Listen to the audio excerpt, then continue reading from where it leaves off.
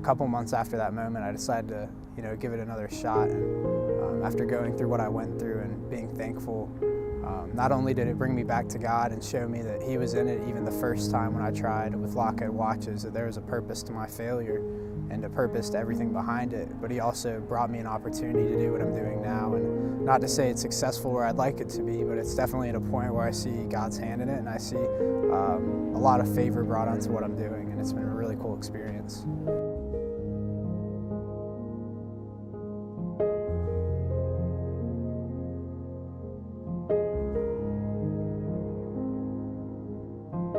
My name is Lee Cool, and this is my story.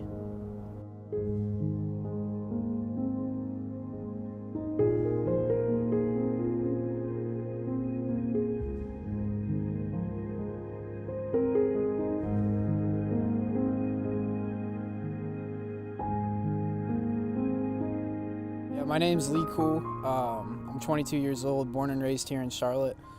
Currently working on a startup watch company right now. We specialize in wooden watches with custom engraving. We really take a lot of pride in using renewable materials and offering a customization feature that makes it a little more personable for whoever we're giving it to. I think you hit your year mark. Yeah, about a week and a half ago is exactly 1 year. So still learning, still growing, but it's been a lot of fun. So with the people that we've had on with Article 21 so far, a few of them have started like their business from really the ground up. And I know I have a lot to take away from and a lot of failures so far. So has there like been things that you would change or that have happened that you can take a lot away from to grow? Yeah, absolutely. So when I was 18, I tried starting a luxury watch company, and it was called Lockheed Watches. And moral of the story with that is it just failed miserably. But through that failure and the experience of pushing through it, I found out a lot about the business, found out a lot about the manufacturing process and what works and what doesn't work, and kind of went back to the drawing board and thought, okay, what is something that people are actually going to buy? Nobody wants a luxury watch without a name brand. So I kind of went back to the drawing board and thought, where are we shifting towards? And it's renewable materials and it's customization. People love something totally custom, something different for them. And then I found the idea of wood watches and started kind of thinking of some designs, and really thought we can compete with the price point. It was really good. Yeah. So before I moved here, I found you guys through just people on Instagram that are from here in Charlotte.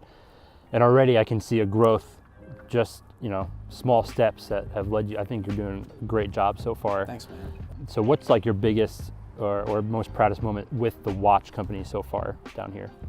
That's a really good question. I think my proudest moment was just getting back on the horse first off when I failed at watches before. It really took a lot of courage, and I thought I was crazy for a little bit. Why would I get back in watches when I failed at it? Right. But kind of proving my point and actually becoming profitable was a really good point for me.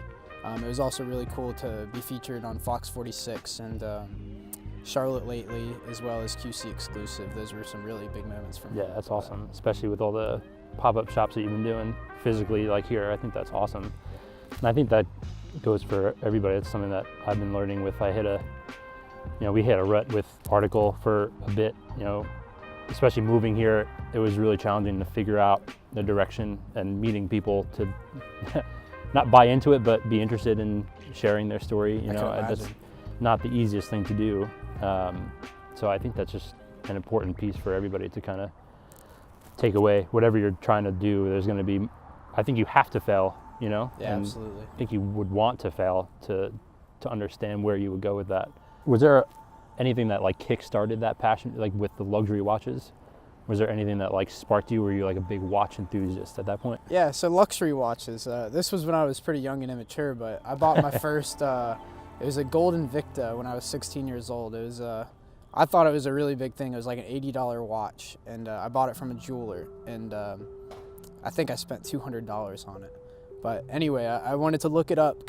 My friends were asking me how much I paid for that. I told them, and one of my friends actually looked it up online and sent me the price where he found it on eBay for like 40, 50 bucks or something like that. So that kind of made me lift an eyebrow saying, how the heck did he find these so cheap and the jeweler's selling it for this? So Right. I started kind of looking at the margins of jewelry and watches in particular, and I just saw a great financial place for it. And not only, you know, seeing the financial place, I bought myself a lot of watches, seeing how cheap you could actually get them. Right. So I started building a luxury It's collection. an addiction. It started the addiction, but even better, kind of before I started Lockheed Watches, I would resell some of the watches I found on eBay to my friends for, Okay. you know, 50%, 100% more of the price, and I Right. actually made a couple dollars doing that. So I really enjoyed that, and that's how I kind of started getting into the business of watches, and it kind of evolved from there, as you see. Gotcha. So what's like your main goal with Raw Watches for not necessarily 2019, but what's your next small step goal to lead you to where you want to be with it? Yeah, that's another really good question. I would love to be able to do all my manufacturing in the U.S. Right now, we have a globally sourced product. Making a wood watch isn't very difficult after all the aspects. I mean, carving the wood and stuff, it's not done by hand, it's done by a machine, and right now that machine is very expensive. Therefore, I outsource it and have somebody else Right. do all that and the assembly of the watches. But I would love to be able to do that here in North Carolina, especially, potentially Charlotte, and just get to a point where people could literally pick what kind of wood they want to use for their watch and literally break That's it down cool. in that That's awesome. sort of aspect. I told you when we first met, like the one question I always ask people to kind of like reflect on, like where they've been in just their life in general that have led them into the person that they are now. Sure. I think we all have those moments, or that moment that kind of changed us, whether it's for the better or, you know, if it was a dark time for us, whatever that may look like. Sure. But I think it's important for us to always kind of reflect on that, because that's something that you should be proud of if you're proud of the person that you are standing here right now. Yeah.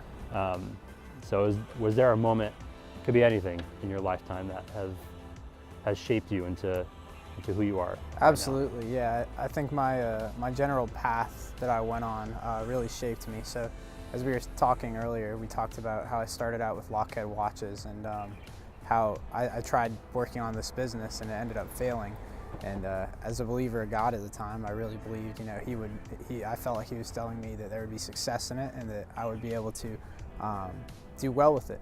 And it ended up failing, and it really disappointed me. I got mad at God and kind of went on my own path and started getting in some habits that I probably shouldn't have been getting into, and it kind of led to a big distraction in my life. And I felt like God was almost paying me back by letting me go off on these habits and distractions. And eventually one day it actually led to me almost losing my life by taking a bullet, and really woke me up in a sense. And a couple months after that moment, I decided to, you know, give it another shot. And after going through what I went through and being thankful, not only did it bring me back to God and show me that He was in it even the first time when I tried with Lockheed Watches, that there was a purpose to my failure and a purpose to everything behind it, but He also brought me an opportunity to do what I'm doing now. And not to say it's successful where I'd like it to be, but it's definitely at a point where I see God's hand in it, and I see a lot of favor brought onto what I'm doing, and it's been a really cool experience. Something else that we were talking about, people don't talk about it because they're afraid of what others may think. Absolutely. You know, and I think at the end of the day, it's, you kind of look for those stories because, you know, you go through something that you don't talk about to others, but you kind of look for other people's stories to make it better for yourself. Yeah. To understand how you can grow from that and how you can make yourself better by learning about other people's failures, to just understand that you're not alone in anything. Yeah. Everybody We're all has a gonna- story, man. right. You know, it's everybody's much deeper than what they appear to be. You know, everybody's been through hell and back. You know, a lot of people have really had their struggles and fair share of life being handed to them. But you know, you don't hear about the perseverance of a lot of people nowadays. But that's something almost everybody still standing, still doing what they're doing, has persevered in Right. one way or another, Right. and it shaped them to who they are. Mhm. You know, it doesn't just happen. Right. But- We all make mistakes. Absolutely, that's the truth, man. Figure out how to learn from it and get better as an individual That's after right. what you do.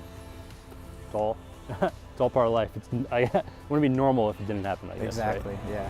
Well, Lee, thanks, man. Yeah. Thank Dude, you. I appreciate it.